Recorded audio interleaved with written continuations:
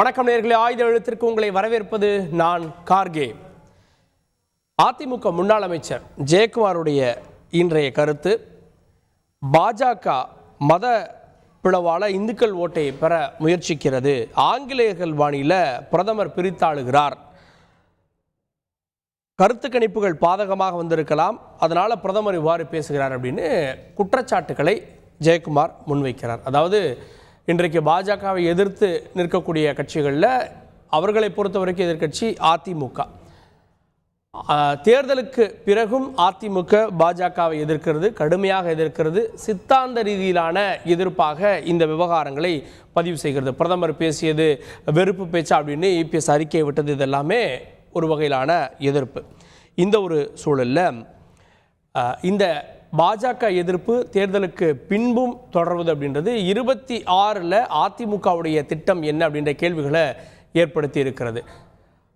அதிமுக பாஜக எதிர்ப்பை பிரதானப்படுத்தி தான் அடுத்த தேர்தலுக்கான கூட்டணியை அமைக்கப் போகிறதா, இங்கிருந்து அதற்கான அச்சாரம் தேர்தலுக்கு பிறகும் தொடர்கிறதா தொடங்குகிறதா விவாதிக்க இருக்கிறோம். அதிமுகவின் தொடர் பாஜக எதிர்ப்பு 2026க்கான வியூகமா சிறப்பு விருதுகளோடு மூத்த பத்திரிகையாளர் திரு பிரியன் நிகழ்ச்சிக்கு அவரை வரவேற்கிறேன்.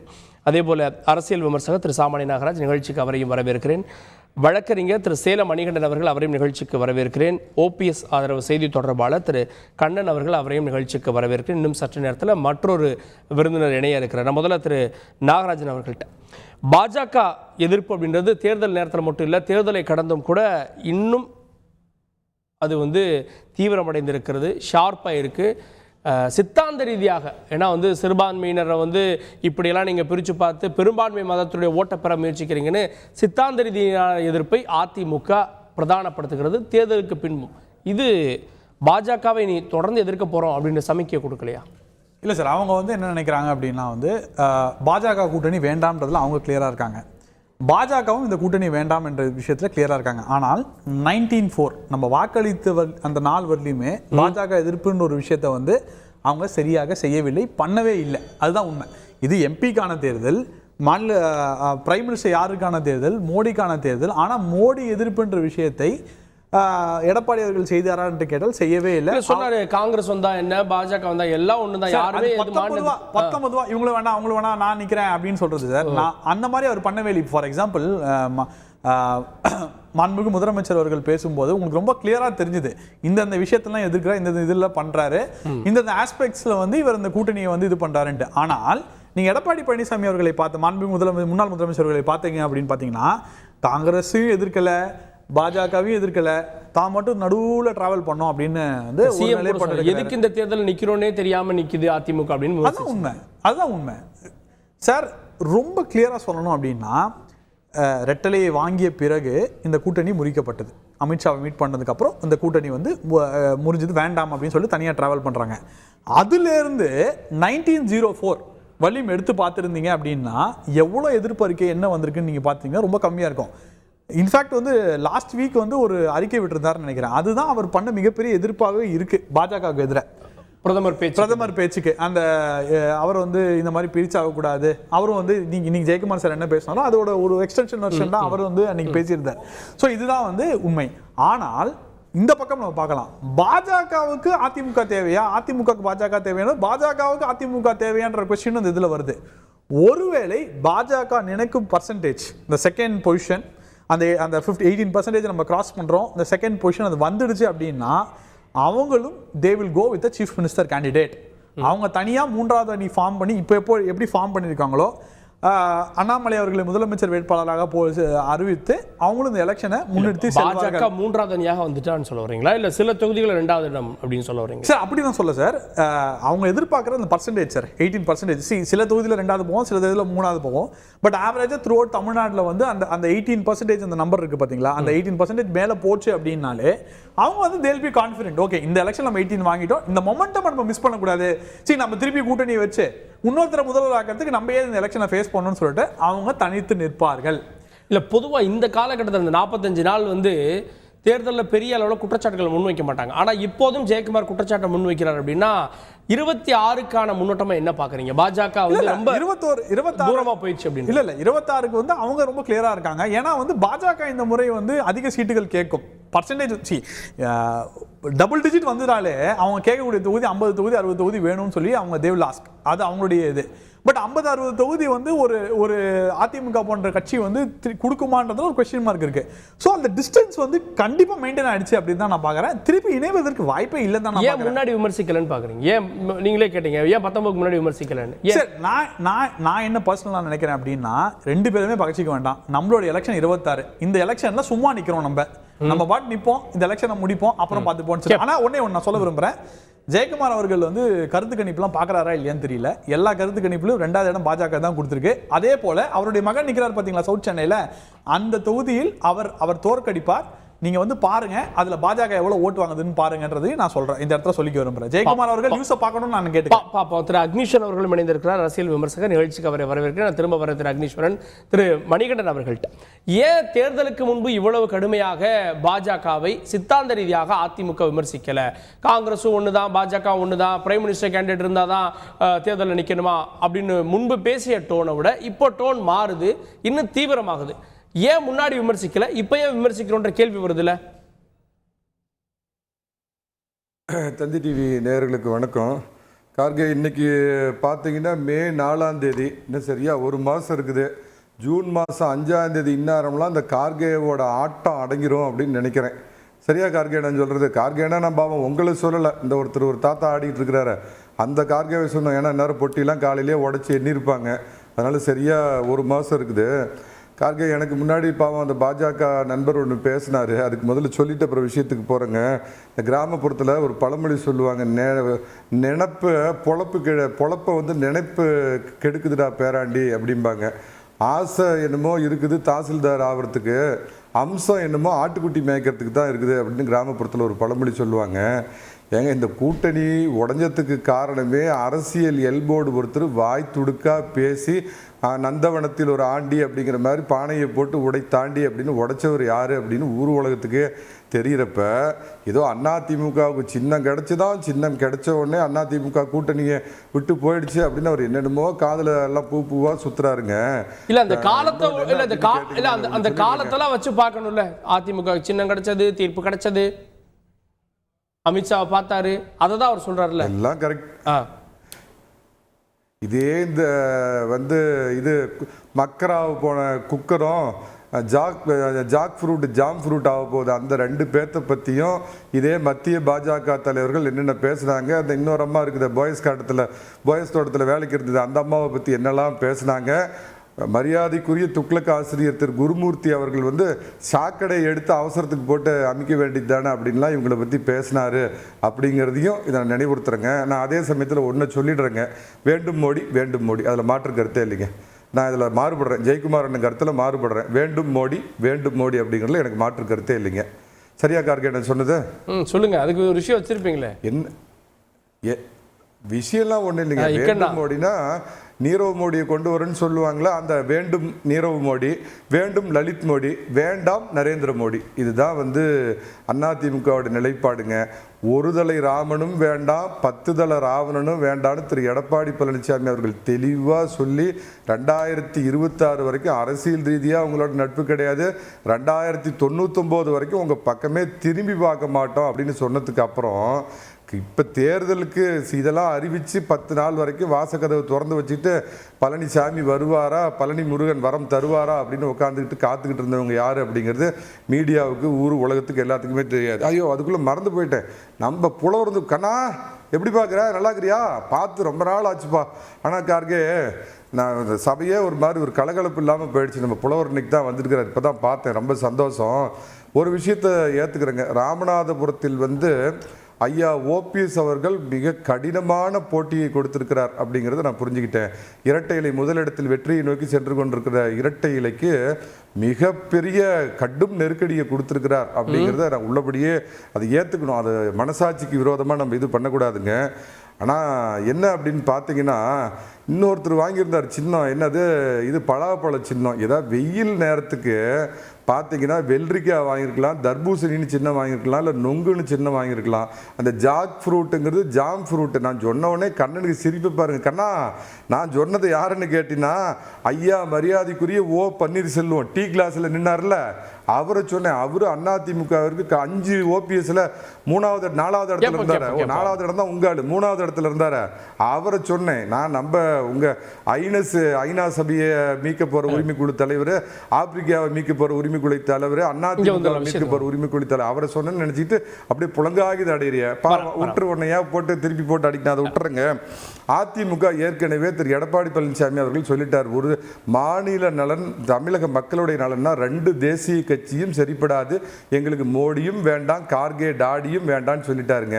அம்மா எப்படி ஒரு காலத்தில் 2 தேசிய கட்சியும் வேண்டாம் அப்படிங்கிற ஒரு முடிவு எடுத்தாங்களோ அந்த வழியை நோக்கி எப்படி எல்லாம் கொஞ்சம் கொஞ்சமா ஒரு பெரிய ராக்கெட்டை அப்படியே திருப்பணும்னா கொஞ்சம் கொஞ்சமா திருப்புவாங்களா, அந்த மாதிரி அம்மா வழியில 2 தேசிய கட்சிகளும் தமிழகத்திற்கு எந்த நலனையும் தராது அப்படிங்கிற அடிப்படையில் ஒண்ணு சொல்லிடுறேன்.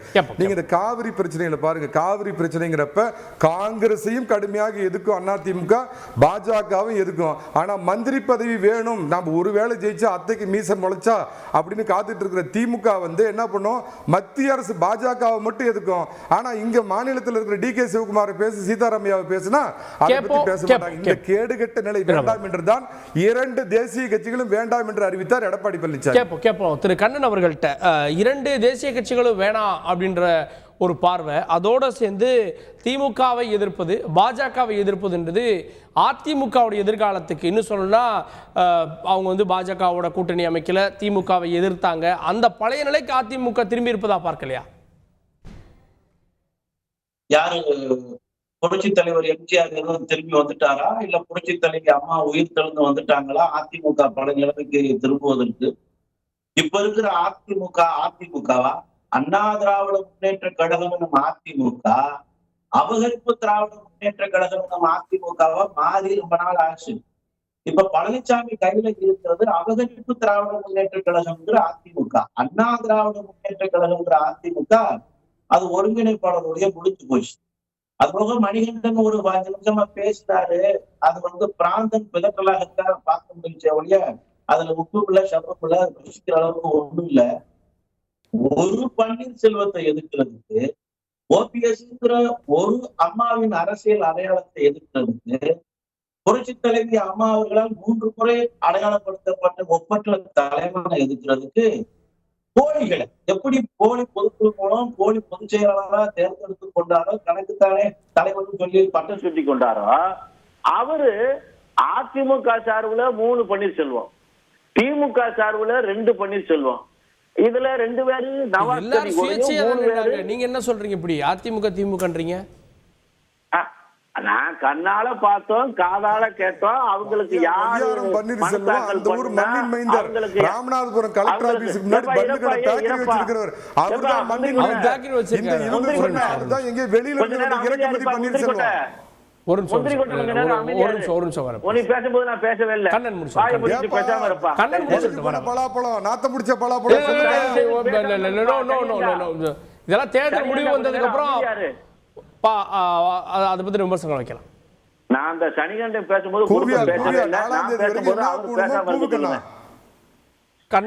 சனிகண்டா கொஞ்ச நேரம் அமைதியா கண்ணன் கசகசன்னு பேசாம.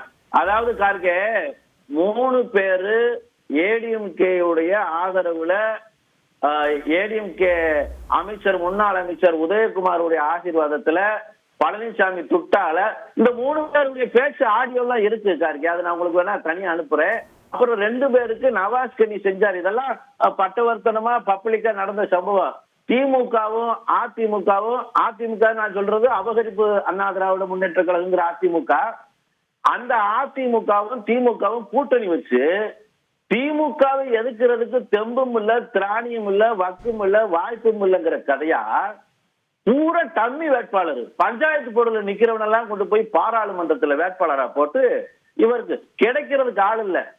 முன்னாள் அமைச்சர்கள் யாரும் அதிமுக சார்பில் போட்டியிடுறதுக்கு வாய்ப்பு. முதலமைச்சர் அதிமுக நீ கம்முன்றேன் கொஞ்ச நேரம் கவிதை உனக்கு வாய்ப்பு தருவாங்கல்ல. அதாவது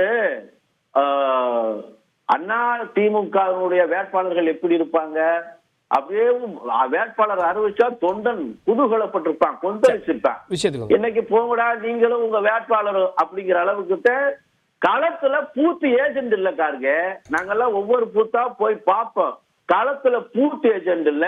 8 மணிக்கு 7 மணிக்கெல்லாம் பூத்துக்குள்ள வந்தவன் 9 மணி 10 மணிக்கெல்லாம் திமுக கூட கொடுக்கறத வாங்கிட்டு எஸ்கேப். இதெல்லாம் தேர்தல் முடிவு வந்ததுக்கு அப்புறம் தான் இல்ல தேர்தல் முடிவு வந்ததுக்கு அப்புறம் இதுக்கெல்லாம் விடை கிடைக்கும். ஆனா இன்னைக்கும் அதிமுக இன்னைக்கும் ஜெயக்குமாரோ இபிஎஸ்ஓ பாஜக எதிர்க்கிறாங்கல்ல, அப்போ ஒரு சித்தாந்த ரீதியான எதிர்ப்பை வந்து கூர்மைப்படுத்துறாங்கன்னு பார்க்க வேண்டாமா? இப்ப பாஜகவை எதிர்க்கிற அளவுக்கு அதிமுகவுல என்ன சித்தாந்தம்னு ஜெயக்குமாருக்கும் பழனிசாமிக்கும் தெரியுமா? அதிமுகவுடைய சித்தாந்தம் எது? திமுகவை பின்பற்றுறதா? திமுக சொல்றதெல்லாம் கேட்டு செயல்படுறதா அதிமுகவுடைய சித்தாந்தமா? பாஜக என்ன சித்தாந்த ரீதியா அதிமுகவுக்கு எதிர்ப்பா போயிருச்சு? சிறுபான்மை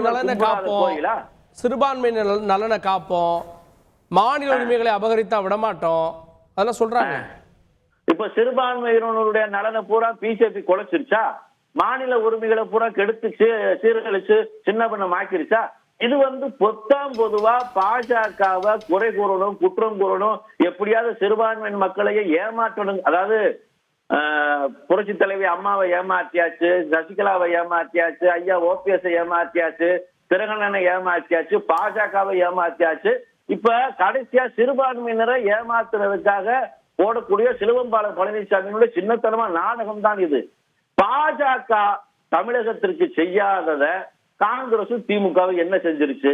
கிட்டத்தட்ட கடந்த 2014க்கு முன்னாடி 10 ஆண்டு காலத்துல கிட்டத்தட்ட 30 லட்சம் கோடி தான் 10 வருஷத்துல காங்கிரஸ் அரசு தமிழகத்துக்கு கொடுத்திருக்கு. ஆனா இன்னைக்கு மோடி அரசு 120 லட்சம் கோடியை தமிழகத்தின் நலன்களுக்காக கொடுத்திருக்கிறாங்க.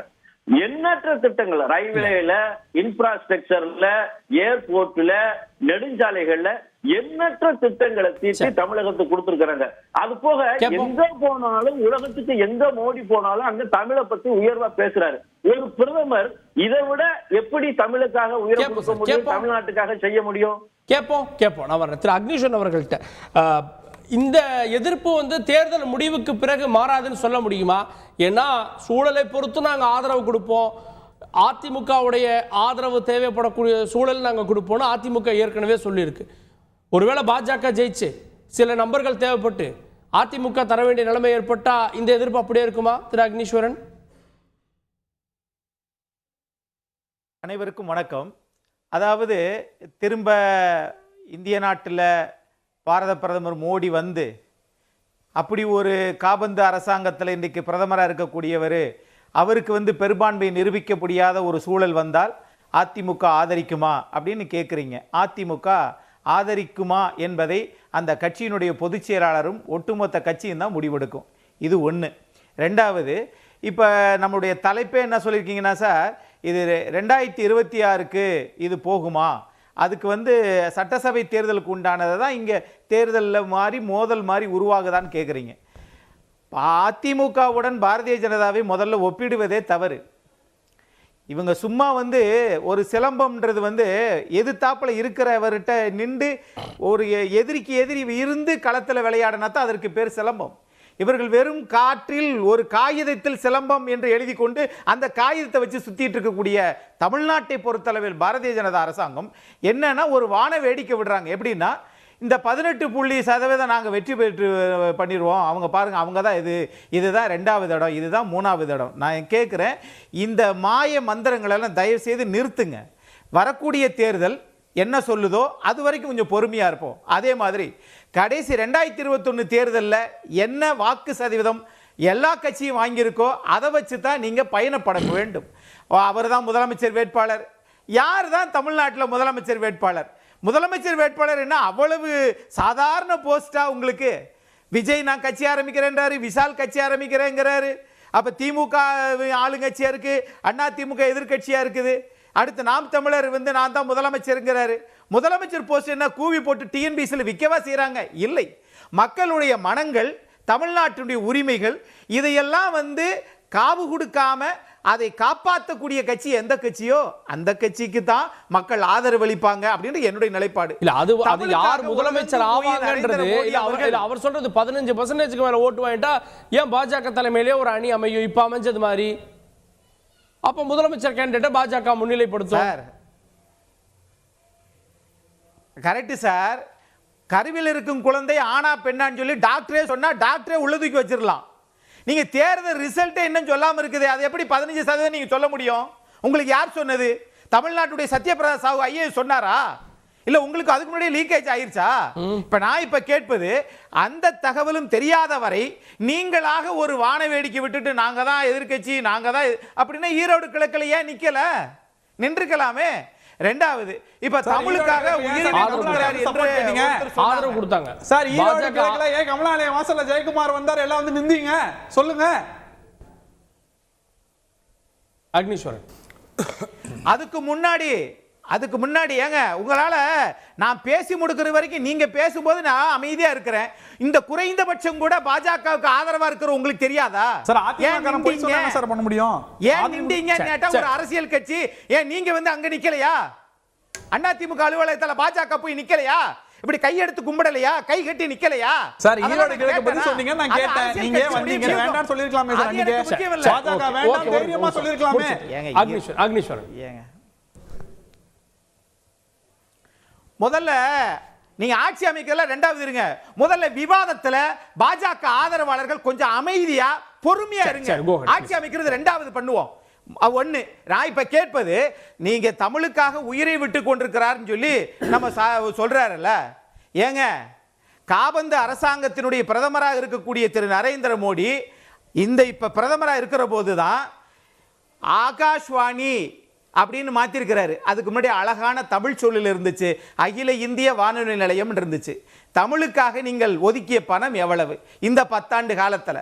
ஆக இந்த நாடகம், இந்த நடிப்பெல்லாம் உலகத்தில் தமிழர்கள் பெரிய பெரிய தொழிலதிபர்களாகவும் ஒரு நாட்டினுடைய தீர்மானத்தை முடிக்கக்கூடியவர்களாகவும், ஏன் அமெரிக்காவில் துணை ஜனாதிபதியாவே தமிழர்கள் இருக்கிறாங்க. ஆனால் நீங்கள் பாரதிய ஜனதா அரசாங்கம் தமிழ்நாட்டில் ஒரு ஆட்சியை ஒரு கூட்டணி வச்சோம்ன்றதுக்காக, சார் நான் ஒரு வீட்டில் வாடகை வீட்டுக்கு போறேன்னா அவர் அந்த வாடகை வீட்டினுடைய ஓனர் வந்து வெளிநாட்டில் இருக்கிறாருன்னா ஓனர் வெளிநாட்டில் இருக்கிறாரு அப்படின்னா அந்த வீட்டை நான் ஆட்டை போட நினைக்கலாமா? ஆக பாரதிய ஜனதா அது போன்ற ஒரு தவறான ஒரு கீழ்த்தரமான ஒரு மக்களுடைய சித்தாந்தத்தை ஏற்றுக்கொள்ள முடியாத, நான் கேட்கிறேன், சந்திராயனுக்கு நம்ம ராக்கெட் அனுப்பணும்னா நாம விழுப்புரம் வீரமுத்துவேலும் சிவனும் மயில்சாமி அண்ணாதுரையும் தேவைப்படுகிறது. ஆனா மிக்ஸாம் புயலுக்கு இந்திய நாட்டினுடைய பிரதமர் வரவில்லையே, ஏன்? ரோட் ஷோ விடத்திருந்த நீங்கள் ஏன் ஒரு போட் ஷோ விட்டுக்கலாமே? நாங்கெல்லாம் 24 மணி நேரமும் குளத்தூர்ல வீட்டுக்குள்ளே உட்கார்ந்து இருந்தோம் குடும்ப குட்டியோட. ஆகவே ஒரு புரிதல் இல்லாத தமிழ்நாட்டு உணர்வை ஒரு கிள்ளிக்கிரையாக காலில் போட்டு மிதிக்கக்கூடிய தமிழ்நாட்டு உணர்வு மட்டுமில்ல, மலேசியாவில் இருக்கக்கூடியவர்கள் இவர்கள் ஆதிக்கத்தை செலுத்தி அங்கு இருக்கக்கூடிய சில விழாக்களை நீங்கள் தடை செய்யுங்கள் என்று வெளியுறவுத்துறை நாடுகளிலும் பிரச்சனையை உண்டு பண்ணி வச்சிருக்கக்கூடிய இந்த பாரதிய ஜனதாவால் நீங்க இது ஒன்று மட்டும் சொல்லி படிச்சறேன், சீனா இந்திய நாட்டை ஆக்கிரமிப்பு செய்கிறது, அதை பற்றி எதுவும் பேச முடியல. ஆனால் 54.76% சீனாவினுடைய பொருட்கள் இறக்குமதி செய்திருக்கிறது. $101 பில்லியன் சீனாக்காரங்க பணத்தை சம்பாதிச்சிருக்கிறாங்க. ஆனால் நம்முடைய பிரதமர் மோடி நிறைய விமானம் அவர் போறதுக்கு 4500 கோடி, பட்டேலுக்கு 4000 கோடி, 8250 கோடி தேர்தல் பத்திரம். நான் கேட்கிறேன், மனுஷனுக்கு படிப்பு சொல்லி தர வேணாம், வேலை கொடுக்க வேணாம், ஆனால் ஒரு மனிதனுடைய ரத்தத்தை, அவனுடைய பணத்தை, அவனுடைய சுயமரியாதையை புடுங்குகிற பாரதிய ஜனதா அரசாங்கம் இந்தியாவிற்கே தேவையில்லை, குறிப்பாக தமிழ்நாட்டுக்கு தேவையில்லை. சரி, ஓகே, ரைட். இந்த துணி வந்து தேர்தலுக்கு முன்பு இருந்ததான்ற கேள்வி இருக்கு, அதை நம்ம கேட்போம் திரு பிரியன் அவர்கள்ட்ட. பாஜக எதிர்ப்பு வந்து தேர்தலுக்கு முன்பும் பின்பும் ஒரு அப்படி இருந்தா தான் அதிமுக கட்சி நீடிக்கும், நிலைக்கும், அப்படிதான் இருக்கணும். Okay, fine. அதிமுக பாஜக இது ஒரு கள்ள கூட்டணி அப்படின்னு திமுக வந்து தேர்தல் பிரச்சாரங்களில் சொன்னாங்க. இன்னும் சொல்லணும்னா எதுக்கு இந்த தேர்தலை சந்திக்கிறோன்னு தெரியாமையே அதிமுக நிற்கிது அப்படின்னு முதலமைச்சர் விமர்சித்தார். ஆனால் தேர்தலுக்கு பின்பு இன்னும் முடிவு வரல, தேர்தலுக்கு பின்பும் கூட பாஜக மீதான எதிர்ப்பு, அதுவும் வந்து சிறுபான்மையினருக்காக பாஜகவை எதிர்ப்பது அப்படின்ற அந்த துணி அப்படின்றது நீண்ட காலத்துல இனி வந்து பாஜக கிடையாது அதிமுகவோட அப்படின்ற அதுதானே வெளிப்படுத்திருக்கு இந்த கள்ள கூட்டணி அப்படின்ற அந்த விமர்சனத்துக்கெல்லாம் இதுதானே பதில்? ஆக்சுவலாக நடந்து முடிஞ்ச பாராளுமன்ற தேர்தல் வந்து பாஜகவுக்கும் ஒரு முக்கியமான தேர்தல். வளர்ந்துருக்கா இல்லையா கட்சின்னு பார்க்குறதுக்கு, அதிமுகவையும் பழனிசாமி தலைமை வந்து மக்கள் ஆதரிக்கிறாங்களா இல்லையான்ற தெரிஞ்சுக்கிற ஒரு தேர்தல். ஒவ்வொரு தேர்தலும் ஒவ்வொரு சூழலில் நடக்குது. ஆக்சுவலாக நீங்கள் 2019 பாஜகவோட கூட்டணி வச்சோம் தோற்றோம், 2021 தோற்றோம் அப்படின்னு சொன்னால் இந்த தேர்தல் கொஞ்சம் வித்தியாசமானது. இந்த தேர்தலில் பாஜக அதிமுக சேர்ந்து ஒரு வலுவான கூட்டணி அமைச்சிருந்தாங்கன்னா திமுகவை வந்து 10 தொகுதிகளில் சேலஞ்சு பண்ணுறதுக்கான வாய்ப்புகள் இருக்குது. அதை மிஸ் பண்ணிட்டாங்க. ஒரு தனியாக வந்துட்டார். தனியாக வந்துட்ட பிறகு எதுக்காக வந்தாருன்னு இன்னும் அது கிளாரிட்டி சரியா இல்லை. ஏன் வந்தாருன்னு ஏன்னா இல்லை அவங்க சொன்னாங்க முன்னாள் முதலமைச்சர்களை விமர்சித்தாங்க, அண்ணாமலை விமர்சித்தாங்க. 5 விதமான ரீசன் இருக்குது சார். அண்ணா ஜெயலலிதா விமர்சித்தார், அப்புறம் என்ன சிஎம் கேண்டிடேட்டாக ஒத்துக்கலைன்னாரு, இந்த மாதிரி பல விஷயங்கள்லாம் போயிட்டா. அப்புறம் அண்ணாமலை வந்து லோக்கலில் வந்து ஏதோ பிரச்சனை, அண்ணாமலையோட பிரச்சனை, இன்னும் ஒரு 5-6 ரீசன் நிறைய பேசிட்டோம். அதை பற்றி நம்ம அந்த கிளாரிட்டி அதில் இல்லை. ஸோ அதனால் அந்த வெளியில் வந்துட்டார். ஓகே, நீங்கள் தனியாக நிற்கணும்னு முடிவு வந்துட்டீங்க, ஆற்றுல குளிக்கணும்னு முடிவு பண்ணிட்டீங்க, தலை நினைக்காத குளிக்கணும்னு பார்த்தீங்கன்னா எப்படி சார் அது வந்துட்டீங்க. பார்லிமெண்ட் தேர்தல், நீங்கள் மோடியை இறங்கி கீழே இறங்கி நீங்கள் அடிக்கணும். நீங்கள் தேசிய கட்சின்றீங்க, அதுன்றீங்க, மோடின்ற பேரையை யூஸ் பண்ண மாட்டேன்றீங்க, டெல்லியிலேருந்து வந்து ரோட் ஷோ நடத்தினா ஓட்டு போட்டுருவாங்கன்றீங்க, பேர் சொல்ல மாட்டேன்றீங்க. ஸோ இது மாதிரிலாம் சொல்லிடும்போது ஒரு குறிப்பிட்ட காலத்தில் என்ன சொல்கிறீங்க, நீங்கள் சொன்ன மாதிரி தான் ஒரு பிஜேபிக்கு மெஜாரிட்டி இல்லை, இடம் தேவை, அதிமுக என்ன பண்ணணும் அப்படின்னு கேட்டால் நாங்கள் யோசிப்போம், அந்த சூழலில் முடிவு பண்ணுவோம்னா அதுவரையும் ஓரளவுக்கு யார் ஆட்சி அமைக்கணுன்றது நாங்கள் தீர்மானிப்போம். ஓரளவுக்கு அதுவரையும் நம்பி இந்த சிறுபான்மையோரும் அட போடா இவரை நம்பக்கூடாது போடா அப்படின்னு நினைக்கிற அளவுக்கு போயிட்டாங்க. ஏன்னா நீங்கள் முழுசாகவும் பிஜேபியை தாக்கலை. இந்த மாதிரியும் நீங்கள் சொல்லும்போது நீங்கள் எந்த ஓட்டு எதிர்பார்த்து வந்தீங்களோ ஆன்டி மோடி ஓட் பேங்கை நீங்கள் எதிர்பார்த்து வந்தீங்க, அந்த ஆன்டி மோடி ஓட் பேங்கை வாங்குற அளவுக்கு நீங்கள் இல்லைன்றது முக்கியமான விஷயம். ஸோ தேர்தல் ஒழுங்காக முடிஞ்சுது. அது உங்களுக்கு எந்த அளவுக்கு நீங்கள் ஸ்டேட் கவர்மெண்ட்லேருந்து நீங்கள் பிரச்சாரம் பண்ணீங்க, அது எந்த அளவுக்கு உங்களுக்கு பலன் கொடுக்க போகிறதுன்றதை பொறுத்து தான் பார்க்கணும். ஆனால் உங்கள் கட்சிக்குள்ளேயே கேண்டிடேட் சரியில்லை, நிர்வாகிகள் சரியில்லை, விசுவாசம் இல்லை, நீங்களே வந்து பேசியிருக்கிறத நம்மளாம் பார்க்குறோம். நம்ம அது ஒரு பக்கம் அந்த தேர்தல் முடிவுகள் எப்படி வருதுன்னு நம்ம பார்க்கலாம். ஆனால் எதிர்காலத்தை அப்புறம் தேர்தலுக்கு அப்புறம் மக்களை பிளவுபடுத்துகிற மாதிரியான பிரதமர் பேச்சை வந்து ஒரு கண்டிச்சார் எடப்பாடி. அதில் வந்து எந்த விதமான இதுவும் இல்லை, கண்டிச்சார். அதுக்கப்புறம் ஒரே கண்டிப்பு இன்னைக்கு ஜெயக்குமார் சொல்றாரு, பிரிட்டிஷார் போல செயல்படுறீங்க, பிரித்தாள்றீங்கன்றாரு. இதை விட என்ன கண்டிக்கணும்? இன்னைக்கு கண்டிச்சது சீரியஸா கண்டிச்சிருக்காரு ஜெயக்குமார். நான் அதில் வந்து அக்னிஷனுடைய ஆவேசத்தை பார்த்தீங்க இல்ல? இல்லை சீரியஸாக கண்டிச்சிருக்காரு ஜெயக்குமார். பட் ஆனால் அரசியல் வந்து நிச்சயமாக இதே மாதிரி கண்டினியூ ஆகும்னு சொல்ல முடியாது. மோடி மீண்டும் ஆட்சிக்கு வந்தால் அதிமுகவுடைய நிலைப்பாடு எப்படி போகும்னு சொல்ல முடியாது. ஏன்னா அது அந்தந்த சூழலை பொறுத்து தான் அரசியல் இருக்குது. அதாவது ஜெயலலிதாவே அவங்க ஒரு கட்டுரையில் எழுதியிருப்பாங்க, சில சூழல்களில் வந்து நம்மளை மாற்றிட்டு தான் போகணும் அரசியலில். நீங்கள் அதே இடத்துல இருந்தீங்கன்னா நீங்கள் காணா போயிடுவீங்க. 99 என் வாழ்நாளில் மீண்டும் பாஜகவுடன் கூட்டணி வைக்க மாட்டேன்னு சொன்னவங்க தான் ஜெயலலிதா. 2004 கூட்டணி வச்சாங்க. அதனால் அரசியலில் வந்து யார் கூடயும் நான் கூட்டணியே கிடையாது, யார் கூடயும் தொடர்பே கிடையாதுலாம் சொல்ல முடியாது. வரப்போகிற எலெக்ஷன் வந்து எடப்பாடிக்கு முக்கியமான எலெக்ஷன் மாநில தேர்தல் ஆக்சுவலாக. ஸோ அந்த மாநில தேர்தலில் உங்களுடைய பங்களிப்பு, நீங்கள் இந்த வாட்டி கூட்டணி வச்சிருந்தா கூட நீங்கள் மாநில தேர்தல் நோக்கி போகும்போது நீங்கள் பிரிஞ்சு போய் கூட நிற்கலாம், தனியாக கூட நிற்கலாம். இல்லை இங்கே வந்து சிறுபான்மையினர் ஓட்டு இன்னும் சொல்லணும்னா எஸ்டிபிஐ போன்ற கட்சிகளை கூட்டணிக்கு கொண்டு வந்ததுக்கு அப்புறமா பாஜக எதிர்ப்புல இருந்து அதிமுக நீங்குச்சு அப்படின்னா அதிமுக தொண்டர்கள் அதை ஏற்றுக்குவாங்களா? இப்போ நாளைக்கு திரும்ப பாஜகவோட ஏதோ ஒரு கூட்டணியோ இல்லை சாஃப்ட் டோன்ல பேசினாலும் எப்படி ஏற்றுக்குவாங்க? எடப்பாடிக்கு அது தெரியாதா? இல்லைங்க, அது கரெக்டுங்க. பட் ஆனால் இதே பேச்சு வந்து மோடி மீண்டும் ஆட்சிக்கு வந்தால் பேசுவாங்களா? இது ஒரு இடைக்காலமாக இருக்குது. தேர்தல் ரிசல்ட் வரப்போகுது. அது நார்த்தில் என்ன ஆகும் ஏதாகும், இந்தியா கூட்டணி எவ்வளோ ஏன்னு சொல்ல முடியாது. பட் ஆனால் மோடி மீண்டும் ஆட்சிக்கு வந்து விட்டால் இதே மாதிரியான பேச்சு கண்டினியூ ஆகுமா? நீங்கள் தேர்தல் பிரச்சாரத்தில் அவ்வளோ சீரியஸாக இல்லையே. நீங்கள் தேர்தல் பிரச்சாரத்தில் உண்மையிலேயே நீங்கள் எந்த பர்பஸ்க்காக விலகி வந்தீங்களோ, எந்த பாஜக கூட்டணி நம்ம தொண்டர்கள் விரும்ப மாட்டாங்கன்னு விலகி வந்தீங்களோ, அந்த பாஜக வைத்து நீங்கள் ஒரு சீரியஸான ஒரு பிரச்சாரத்தை நீங்கள் பண்ணாத போது உங்களுக்கு ஆன்டி மோடி ஓட்டோ அல்லது வந்து திமுகவுக்கு போகிற ஓட்டுக்களை நீங்கள் எடுக்கிற முடியாத விஷயங்களை நீங்கள் பேசவே இல்லைன்றது போதோ, எதுக்காக வந்தீங்கன்ற ஒரு விஷயம் இருக்கும் போது இப்போ நீங்கள் பேசி என்ன பிரயோஜனம்? இப்போ ஜெயக்குமார் பேசி என்ன பிரயோஜனம்? தேர்தலில் அந்த பர்பஸே சர்வாலி உங்களுக்கு இப்போ கூர்மைப்படுத்தியிருக்கிறது. இன்னும் சொன்னா தேர்தலுக்கு பிறகு கூர்மைப்படுத்தியிருப்பதுன்றது இப்படி தான் இந்த டோன் இருக்க போது 26 வரைக்கும் என்ற பொருள்படுதல. இல்லை, எனக்கு அரசியலில் எதுவுமே மாறும் சார். மோடி மீண்டும் ஆட்சிக்கு வந்தாருன்னா இது எப்படி போகும்னு சொல்ல முடியாது. இன்னைக்கு ஜெயக்குமார் ஸ்டாண்டு நல்ல ஸ்டாண்ட் ஆனா ஓகே கேட்கலாம். 2026 திரு நாகராஜ் தேர்தல் முடிவு வந்த பிறகு அதுக்கப்புறம் யார் ஆட்சி அமைச்சாலும் கூட 26 வந்து அதிமுகவுக்கு முக்கியமான எலெக்ஷன். இன்னைக்கு பாஜகவோட இருக்கக்கூடிய எத்தனை கட்சி உங்களோட இருக்குன்னு சொல்ல முடியும் இந்த தேர்தல் முடிவுக்கு பிறகு? சார் ஏன் அதிமுக பின்னாடி போக மாட்டாங்க?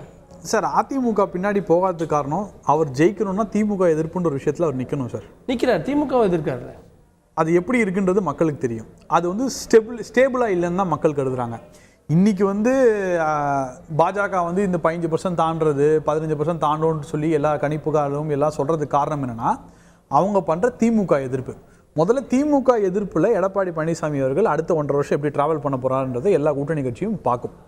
அதே சமயத்தில் இன்னொன்று வந்து ஒருவேளை தேர்தல் ரிசல்ட் வந்து பாஜக நினைக்கக்கூடிய நம்பர்ஸ் வந்தது அப்படின்னா நிச்சயமாக வந்து 2லேருந்து 3 சீட்டு 5 சீட்லேருந்து 5 சீட் வழி கன்வெர்ட் ஆகும்போது மேலே மினிஸ்ட்ரி கிடைக்கும் போது அதோட தாக்கமும் வேறு மாதிரி இருக்கும் அவங்களுக்கு. ஃபார் எக்ஸாம்பிள் பிஜேபியிடம் இப்போ ஃபார் எக்ஸாம்பிள் பாமக ஒரு மினிஸ்ட்ரி பிஜேபிக்கு தராங்க அப்படின்னா அவங்க நிச்சயமாக என்ன சொன்னால் மினிஸ்ட்ரி தரேன் பட் 2026 சொல்லி எங்களோட ட்ராவல் பண்ணுங்கன்னு தான் கேட்பாங்க. இதுதான் வியூகமாக இருக்க போகுது. இதில் எங்கே வந்து டிஃபர் ஆகிறாங்க அப்படின்னா இந்த ஓட் ட்ரான்ஸ்ஃபரில் தான் பெரிய பிரச்சனை இருக்குது. இவங்க 2 பேரும் சேர்ந்தால் ஓட் ட்ரான்ஸ்ஃபர் ஆக மாட்டேன்றது ஆகாதுன்னு சொல்லிட்டு 2 கட்சி தலைமையும் நினைக்க ஆரம்பிச்சிருச்சு. இது வந்து பெரிய வந்து ஒரு முட்டுக்கட்டையாக இந்த இடத்துல வந்து நிற்குது நடுவில். அதாவது ஓட் ட்ரான்ஸ்ஃபர் தனியாக இருந்தால் தான் எங்களுக்கு ஆகும், நாங்கள் சேர்ந்துட்டு இருந்தால் எங்களுக்கு ஓட் ட்ரான்ஸ்ஃபர் ஆகாது அப்படின்னு நினைக்கிறாங்க. அதாவது திருச்சிக்கு மேலே வந்து பாஜகவோட ஆதரவு வந்து பெரிய லெவலில் போயிட்டுருக்கு. தட் இஸ் திருச்சி கீழே வந்து இப்போ வளர்ந்துட்டு இருக்கு பார்ட்டி. ஸோ இதற்கு மேலே திருச்சிக்கு மேலே வந்து நீங்கள் சீட் கன்வெர்ட் பண்ணணும் அப்படின்னாலே உங்களுக்கு பாஜக ஆதரவு வேணும். ப்ளஸ் இந்த வாட்டி பாஜக என்ன அதிமுகவுக்கு வேணுமா? அதிமுகவுக்கு வேணும். அதிமுகவுக்கு வந்து இந்த ஆதரவு இல்லைன்னா 1.5% தான் சார் இந்த எலெக்ஷன் தோற்று போனாங்க லாஸ்ட் டைம். இந்த டோட்டல் அந்த அலையன்ஸே 1.5% தான் தோற்று போச்சு எலெக்ஷனை. இன்னும் பெரிய அளவில் தோற்று போல. அலையன்ஸ் சொல்கிறீங்க? அலையன்ஸ் சொல்கிறேன். டோட்டலாக 3% கிளைம் பண்ணுறாங்க. 3% கிளைம் பண்ணுறாங்க. பட் 1.5% தான் வந்து தோற்று போச்சு. அதுலேயுமே வந்து திரு எடப்பாடி பழனிசாமி அவர்கள் டிடிவியும் தேமுதிகவையும் அக்காம்பனி பண்ணியிருந்தால் அந்த எலெக்ஷன் வேறு மாதிரி போயிருக்கும். ஸ்டாண்டர்டாகவே 25 சீட்ஸ் வந்து நமக்கு கண்ணுக்கு முன்னாடி தெரிஞ்சுது அந்த இடத்துல, அந்த பாயிண்ட்ல நமக்கு. ப்ளஸ் சில பேர் என்ன பண்ணாங்கன்னா வந்து இவங்க பிரிஞ்சிருக்கிறதுனால இவங்க 2 பேர் பிரிஞ்சிருக்காங்க, நம்ம டிஎம்கேக்கு போடலாம்னு சொல்லிட்டு போட்டாங்க. அதிமுக அதில் நிறைய பேர் அந்த வாக்குகள்லாம் இவங்க வந்து சேர்த்துருக்கலாம். ஸோ இது எல்லாத்தையும் சேர்த்து பார்க்கும் பொழுது அதிமுகவும் இந்த கூட்டணிக்கு விரும்பவில்லை. திமுகவை ஜெயிக்க வேண்டாம் என்று அதிமுக நினைத்து விட்டதா, இல்லை எடப்பாடி தமிழான அதிமுக இதை நினைத்து விட்டதான்றதான் பார்க்கணும். ஏன்னா இந்த தேர்தலையும் யுனைட்டடாக நின்றுருந்தா என்ன ஆயிருக்குன்னா ஒரு 10லேருந்து 15 சீட் 20 சீட் சாலிடாக இன்றைக்கே நம்ம சொல்லியிருக்கலாம். ஆனால் அது பண்ணலை. எது அதிமுக தலைமை பண்ணல. அதாவது எலெக்ஷன் நேரத்தில் எல்லாம் ஓகே, அங்கே போய் என்டிஏ மீட்டிங்கில் இருந்தாங்க, எல்லாம் பண்ணாங்க. கடைசி நேரத்தில் வேண்டாம்னாங்க. 2021 தேர்தலையும் தேமுதிக பேசிகிட்டு இருந்தாங்க, எல்லாத்தையும் பேசியிருந்தாங்க. கடைசி நிமிஷத்தில் வேண்டாம் அப்படின்னு சொல்கிறாங்க. ஏன் கடைசி நிமிஷத்தில் எலெக்ஷன் வரும்போது மட்டும் எடப்பாடி பழனிசாமி அவர்கள் எல்லா அலைஸும் பிரேக் பண்ணிட்டு இருக்காரு.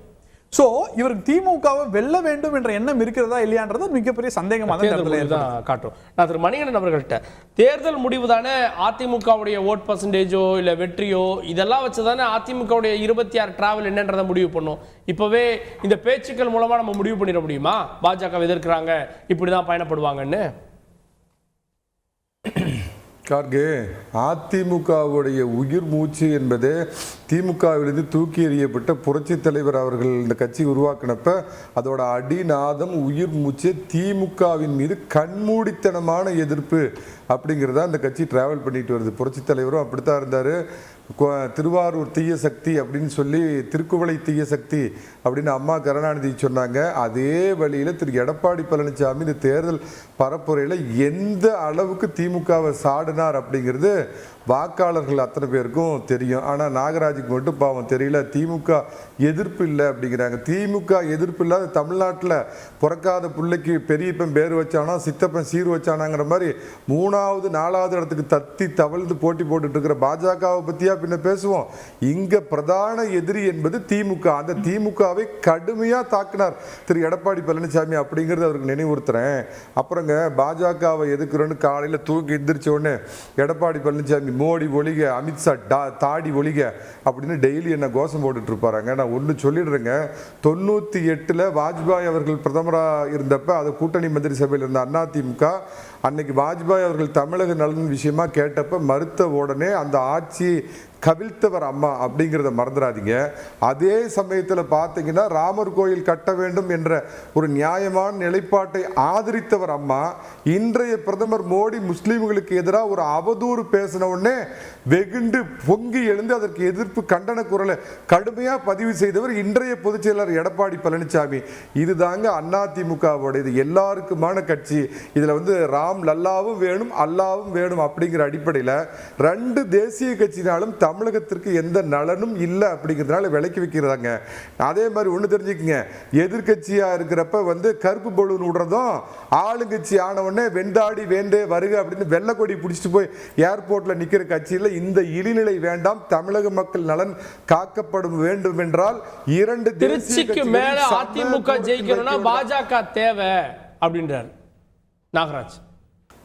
அதுதாங்க நான் ஏற்கனவே சொன்னேன். அவங்க பாவம் 3வது இடத்து, நான் ஒன்று சொல்கிறேங்க ஆனஸ்டாக, 3வது இந்த பிரெஞ்சு எலிமெண்ட்னு சொல்லக்கூடிய சீமானுக்கு மேலே இவங்க ஓரளவுக்கு ஓட்டு வாங்கி தமிழகத்தில் அதுக்கு மேலே இவங்க வரலாமா ஒழிய, நான் இன்னைக்கு சொல்கிறேன் உங்கள் தந்தி டிவி வாயிலாக 1 மாதத்துக்கு முன்பு பொட்டியை உடைக்கிறதுக்கு இன்னும் 1 மாதம் இருக்குது. பாஜக கூட்டணிக்கும் அதிமுக கூட்டணி அல்ல, தனித்து களம் காணும் அதிமுகவிற்கும் குறைந்தபட்சம் 15 to 18% ஓட்டு இருக்கும், 20% ஓட்டு இருக்கும்.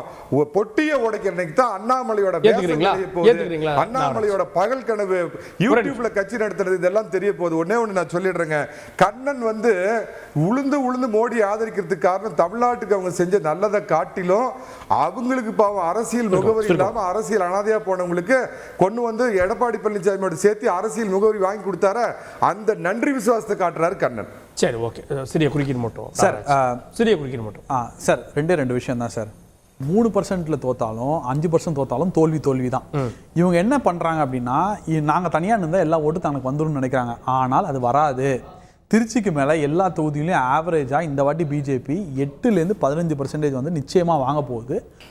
ஜூன் 4க்கு அப்புறம் இதே விவாதத்தில் நான் மணிகண்டன் ஒரு குறுக்கீடு முடிச்சுங்க மணியனர். ஒன்னே ஒன்று சொல்றேங்க, இன்னைக்கு வர்ற அத்தனை கருத்து கணிப்புகளும் வட மாநிலத்தில் பாஜக மீண்டும் பிரம்மாண்டமான வெற்றி பெறும் அப்படின்னு தான் வருது பெரும்பாலான கருத்து கணிப்பு. அதை தெரிஞ்சும் அதிமுக தன்னுடைய ஸ்டாண்ட மாத்திக்காம அதே தீவிர எதிர்ப்புல இருக்குது அப்படிங்கறது அவருக்கு சுட்டிக்காட்ட விரும்புறேன். ஒன்னே ஒன்று சொல்லிருக்கேன் சார், எலெக்ஷன் நேரத்துல மட்டும் திமுக எதிர்ப்பு பண்ணா திமுக எதிர்ப்பு கிடையாது சார். எலெக்ஷன் மேடையில மட்டும் எலெக்ஷன் மேடையில மட்டும் திமுக எதிர்ப்பு கிடையாதுங்க, தொடர்ந்து எதிர்க்கணுங்க. அதுல இல்லன்னு தாங்க எல்லாரோட குற்றச்சாட்டுன்னு. இல்ல அது இருக்கு. தொடர்ந்து எதுக்குன்னா என்ன தொடர்ந்து எதுக்குன்னா 24 மணி நேரம் ஸ்டாலின் ஒழிக, உதயநிதி ஒழிக, கருணாநிதி ஒழிக மந்திரம் போட்டுக்கிட்டு இருக்கணுமா?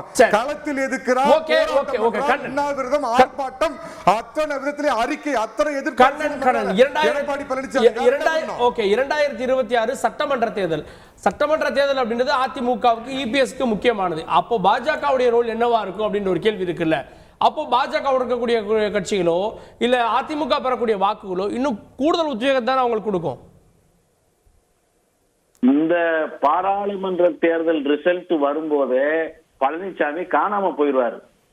இன்னும் ஒரு மாசத்துல மணிகண்டன் ஜூன் 4க்கு அப்புறம் பாஜக ஆதரவாளரா மாறி பிஜேபி பக்கம் வந்துருவாரு. அக்னீஸ்வரன் நடுநிலையாளரெல்லாம் மாறி அன்னைக்கு எங்க காத்தடிக்கோ அங்க வந்துருவாரு. அதனால 1 மாசம் தாக்கு பிடிக்காத கோஷ்டி இந்த 2026 வரைக்கும் தாக்கு பிடிக்க போதா? அது நடக்காது. நான் ஒண்ணு ஓபிஎஸ்ஓ திரு கண்ணனாலாம் கிடையாது. நான் அதிமுகவை ஆதரிக்கிறவன், என்றைக்கும் அதிமுக பலன் அடையாதவன். உங்கள மாதிரிலாம் நான் பலனை வாங்கிட்டு பேசுறவன் நான் கிடையாது. அதனால என்ன பத்தி தனிப்பட்ட விமர்சனத்தை ஸ்ரீவில்லிபுத்தூர் கண்ணன் அடக்கி வாசி. தனிப்பட்ட விமர்சனம் வேண்டாம் ப்ளீஸ். நீங்க காத்தடிக்க பக்கம் ஓடுறதுக்கு நான் முன்னாள் முதலமைச்சரா பலாப்பழத்துல போய் அக்னீஸ்வரன் நின்றானா? என்ன பேச்சு பேசுறீங்க? தனிப்பட்ட விமர்சனம் வேண்டாம். கொட்டையில கூட நிக்க முடியாது அக்னீஸ்வரன். இல்ல தனிப்பட்ட விமர்சனம் வேண்டாம். இங்க கண்ணன் நீங்க மாங்கோட்டை ஒரு நிமிஷம் தந்தி டிவி தான் ஏன் தான் இப்படி பண்றாங்க? கண்ணன் ப்ளீஸ். இதெல்லாம் ஏங்க கூப்பிடுறீங்க? சாரி அக்னீஸ்வரன். கண்ணன் இல்ல தனிப்பட்ட தாக்குதலா வேண்டாம். ஏன் கார்கே கூலிக்கு மாரடிக்கிற குப்பை கண்ணன் ப்ளீஸ். இல்ல ஒரு நிமிஷம், நீங்களும் விருந்தினர், அக்னீஸ்வரனும் விருந்தினர், 2 பேரும் கூலிக்கு மாரடிக்கிற குப்பை ஸ்ரீவில்லிபுத்தூர் கண்ணன். நோ ப்ளீஸ் உங்க வண்டவள தண்டவளத்துல எடுத்து. இல்ல வேண்டாம் நம்ம தனிப்பட்ட தாக்குதல் போக வேண்டாம். கண்ணன் கூலிக்கு மாரடிக்கிறவன் யாருக்கிட்டயும் ஒரு டீ வாங்கி குடிக்காத ஒரு அக்னீஸ்வரன். ரைட்டா? மாதிரி வந்து போய் தாலாட்டு பாடுறவன் கிடையாது. தனிப்பட்ட குடிச்சற வேண்டாம். சாரி 2 பேரும் அப்புறம் வரேன். விட்டுருங்க. இல்ல 2 பேரும் அப்புறம் வரேன். 2 பேரும் அப்புறம் வரேன். திருப்பிரியன் 26 சாரி 2 பேரும் வேண்டாம். ப்ளீஸ் கட் பண்ணுங்க. வேணாம் தனிப்பட்ட. ஏப்பா சிலுக்குள்ள காத்ராலே ஏப்பா 2026 சட்டமன்ற தேர்தல் அதிமுக சார் அவங்க 2 பேரும் கட் பண்ணுங்க சார். 26 வர்றப்போ அதிமுகவுக்கான இம்பார்ட்டன்ஸ் கூடும்ல. இதே போல நடந்த 19 நடந்த தேர்தலில் படுதோல்வி அதிமுக பாஜக கூட்டணி. ஆனால் அடுத்தவங்க வந்தப்போ நிறைய ஓட் கெயின் பண்ணாங்க, பர்சன்டேஜ் குறைவான ஜெஸ்டில் தோத்தாங்க. அப்போ 26 வரப்போ அதிமுக இம்பார்ட்டன்ஸ் அதிகரிக்கும்ல? கண்டிப்பாக சார். அதிமுக வந்து இன்னும் ஒரு ஸ்டில் ஒரு மாநில கட்சியாக இருக்குது. அது முக்கியமான ரெட்டலை சின்னத்தை இன்னும் பழனிசாமி தான் கையில் வச்சுட்ருக்காரு. அதற்கான ஆதரவு கண்டிப்பாக இருக்கும். இந்த தேர்தலில் கூட அவங்க திமுகவுக்கு அடுத்தபடியாக அதிமுகவோட ஓட் பேங்க் தான் இருக்குன்றது என்னுடைய கருத்து. அதனால் பழனிசாமி காணாமல் போயிடுவார்லாம் நான் ஒத்துக்க தயாராக இல்லை. ஏன்னா ஆஸ் லாங் அஸ் சின்னம் அவற்றை இருக்கிற வரையும், அந்த பொதுக்குழு உறுப்பினர்கள் எம்எல்ஏக்கள்லாம் அவற்றை இருக்கிற வரையும் கண்டிப்பாக அந்த அதிமுக என்ற ஆர்கனைசேஷன் பழனிசாமி கிட்ட இருக்கும். பட் அது எந்த அளவுக்கு மக்கள் ஆதரவை பெறுகிறது என்பது தான் முக்கியமான விஷயம். ஆனால் அந்த ஒரு மினிமம் ஓட் பேங்க் இருக்குல்ல, ஒரு 18% 22% ஓட் பேங்கை அவங்க பெறுவதற்கான இந்த தேர்தலில் கூட பெறுவதற்கான வாய்ப்பு இருக்கிறது. அதனால் இந்த அதிமுகவை ஒன்றுபடுத்த வேண்டிய டிடிவியோ அல்லது ஓபிஎஸோ இந்த தேர்தலில் தோத்தாங்க வச்சுக்கோங்க, அதுக்கப்புறம் அவங்க அதிமுக ஒற்றுமையை பற்றிலாம் பேசி பெரிய அளவுக்கு சாதிக்கக்கூடிய விஷயங்கள் எதுவுமே இருக்காது. பாஜக கூட்டணி தோத்தாலும் அப்போ அதிமுக இன்னும் எமர்ஜ் ஆகும். அதிமுக கண்டிப்பாக இருக்குது சார். அதுக்குன்னு ஒரு ஓட் பேங்க் இருக்குது. அதை எப்படி பழனிசாமி பயன்படுத்துகிறாருன்னு தான் முக்கியமான விஷயம். ஆன்டி டிஎம்கே லைனை ஸ்ட்ராங்காக எடுக்கணுன்ற ஒரு பாயிண்ட் இருக்குது. அதே மாதிரி பார்த்தீங்கன்னா நீங்கள் மாநில எலெக்ஷனில் நீங்கள் மோடியை பற்றி பேச வேண்டிய அவசியம் இல்லை 26 எலெக்ஷனில். அதனால் ஸ்லோவாக இது மோடி மீண்டும் ஆட்சிக்கு வந்துட்டார் வச்சுக்கோங்க, ஸ்லோவாக அந்த விஷயங்கள் குறைஞ்சி ஆன்டி டிஎம்கே ஸ்ட்ராங்காக எடுப்பாங்க. ஒரு 18% 22% ஓட்டு வாங்கிட்டாங்க வச்சுக்கோங்க. நாங்கள் 2019 19% தான் வாங்கினோம், இந்த வாட்டி நாங்கள் நிறையா வாங்கிட்டோம்னு சொல்லிட்டு அவங்க போயிட்டே இருப்பாங்க, அடுத்த கட்டத்துக்கு போயிட்டே இருப்பாங்க. ஆனால் ஆன்டி டிஎம்கே லைனை ஸ்ட்ராங்காக எடுப்பாங்கன்றது என்னுடைய கருத்து. ஆன்டி மோடி லைனை குறைச்சிடுவாங்க. இந்த ரிசல்ட்ஸுக்கு அப்புறம் ஆன்டி மோடி லைன் குறைஞ்சி போய் ஆன்டி டிஎம்கே லைன் அதிகமாகும். ஆனால் அதே சமயம் பார்த்தீங்கன்னா ஒரு தேர்தல் வரும்பொழுது சில சூழல்களில் சில கூட்டணிகள் அவசியமாயிடும். அப்போது 26 பாஜகவும் அதிமுகவும் மீண்டும் சேராதா அப்படின்னா அந்த கேள்விக்கு பதில் இப்போ சொல்ல முடியாது. அது பாஜக ஓட் பர்சன்டேஜ் பொறுத்து இருக்கு. இந்த தேர்தலில் கிடைக்கிற வேண்டாம் கண்ணன், நான் யாரையும் தனிப்பட்டு சொல்லல, நான் சொல்ல விரும்பவும் இல்லை. அதாவது அதிமுக பாஜக இந்த தேர்தல்ல கூட்டணி வச்சு போட்டி போட்டிருந்தா திமுகவுக்கு தமிழ்நாட்டில் இருக்கிற சட்ட ஒழுங்கு பிரச்சனை, சீர்கேடு, நிர்வாக சீர்கேடு, குடும்ப ஆட்சியினுடைய குளறுபடி இதெல்லாம் சேர்ந்து திமுகவுக்கு மிகப்பெரிய அதிருப்தியை களத்துல உருவாக்கி வச்சிருக்கு. ஆனா இத லாபகமா அறுவடை செய்யறதை விட்டுவிட்டு பாஜகவை எதுக்குறதா திமுகவை எதுக்குறதா, யாரை எதுக்குறது யாரை ஆதரிக்கிறதுன்னு எதுவும் புரியாம, அரசியல் சூட்சுமம் எதுவும் தெரியாம, எதிர்கால சிந்தனை எதுவுமே இல்லாம ஐயா ஓபிஎஸ் எதுக்கணும், சசிகலாவை எதுக்கணும், தினகரனை எதுக்கணும், இவங்களை ஆதரிக்கிறதுனால பாஜகவை எதுக்கணும். இதுதான் பழனிசாமிக்கும் பழனிசாமி வகையராக்குள்ள ஒரே அஜெண்டா. உலக தலைவர்களையே இன்னைக்கு ஒப்பற்ற தலைவரா இருக்கிறவர் மோடி அவர்கள். உலக நாட்டுகள்லயே இன்னைக்கு இந்தியாவின் புகழ் புகழும் உயர்ந்திருக்குன்னா அதுக்கு காரண கர்த்தா ஐயா மோடி அவர்கள். இந்திய நாட்டினுடைய பொருளாதாரம் வளர்ந்திருக்கு, இன்ஃப்ராஸ்ட்ரக்சர் கூடி இருக்கு, ரயில்வே, ஏர்போர்ட், அத்தாரிட்டி, இப்படின்னு இந்தியா ஒரு வல்லரசு நோக்கி பயணம் பண்ணுது. அந்த பயணத்துக்கு காரணம் ஐயா மோடி. அவரை ஆதரிக்கிற விட்டுட்டு கொத்து கொத்தா தமிழர்களை கொலை செஞ்ச கூட்டணியான திமுகவையும் காங்கிரஸையும் ஆதரிக்க முடியும்? பழனிசாமி என்ன செஞ்சாரு? காங்கிரஸ் துண்டு போட்டாங்க. அந்த துண்டுக்கு வேலை இல்லை, எல்லாரும் தனிப்பட்டு விட்டாங்க, தனித்து விடப்பட்டார் பழனிசாமி, தனிமைப்பட்டு நின்னாரு. அதனால தோல்வி நிச்சயங்கிறத இந்த தேர்தல் முடிவு சொல்லும். திரு அக்னீஸ்வரன் எல்லா தரப்புலையும் எதிர்ப்பை வைத்திருப்பது சரி. அதிமுக இன்னைக்கு ஓபிஎஸ் எதிர்க்கிறது, சசிகலா எதிர்க்கிறது, தினகரனை எதிர்க்கிறது, திமுக எதிர்க்கிறது, பாஜக எதிர்க்கிறது. எல்லா தரப்புலையும் எதிர்ப்பை வைத்திருப்பது அரசியல் கட்சிக்கு சாதகத்தை தாண்டி பாதகத்தை கொடுத்துறாதா சார்? அரசியலே ஒருத்தரை காலவாரி விட்டு இன்னொருத்தர் மேல வர்றது அப்படின்ற நிலைமையெல்லாம் இல்லை. ஆனா உங்களுக்கு பெரும்பான்மையை நிரூபிக்கக்கூடிய கட்சி யார்கிட்ட நிறைய பேர் இருக்கிறாங்களோ அதுதானே சார் சுருக்கமா. ஜனநாயகத்தில் தலைகள் யார் பக்கம் நிறைய இருக்காங்களோ தலைவர்கள் அவர்கள் தானே. 67க்கு முன்னாடி காங்கிரஸ் தமிழ்நாட்டில் கோலோச்சிட்டு இருந்துச்சு. அண்ணா என்கிற ஒரு பேரறிஞருடைய தமிழ் வாசத்தால் தமிழ்நாட்டினுடைய உரிமைகள் மீட்கப்பட்டுச்சு. அதற்கு பிறகு இன்னைக்கு காங்கிரஸ் கூட திமுக கூட்டணியிலே இருந்திருந்தாலும் ஆனால் தமிழ்நாட்டில் அவர்களால் காங்கிரஸால் திரும்ப ஆட்சி அமைக்க முடியவில்லையே. 14 முறை இந்திய நாட்டினுடைய பிரதமராக இருந்த ராஜீவ்காந்தி அவர்கள் தமிழ்நாட்டுக்கு வந்தார். அப்ப கூட தமிழ்நாட்டில் 67க்கு பிறகு காங்கிரஸ் ஆட்சி அமைக்க முடியவில்லை. 8 முறை தான் வந்திருக்கிறார் திரு நரேந்திர மோடி அவர்கள்.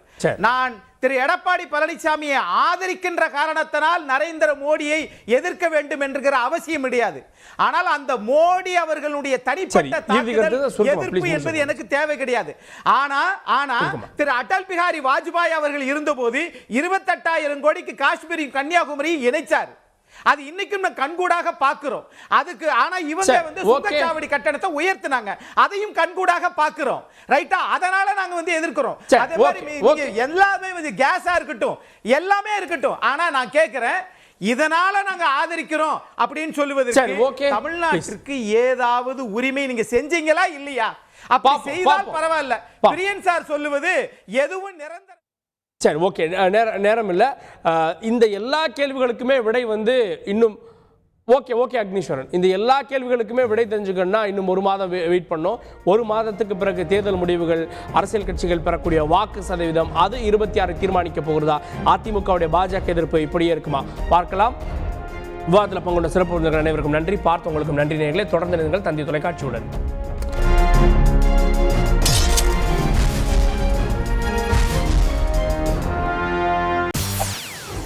செய்திகளை உடனுக்குடன் தெரிந்து கொள்ள உடனே சப்ஸ்கிரைப் பண்ணுங்க.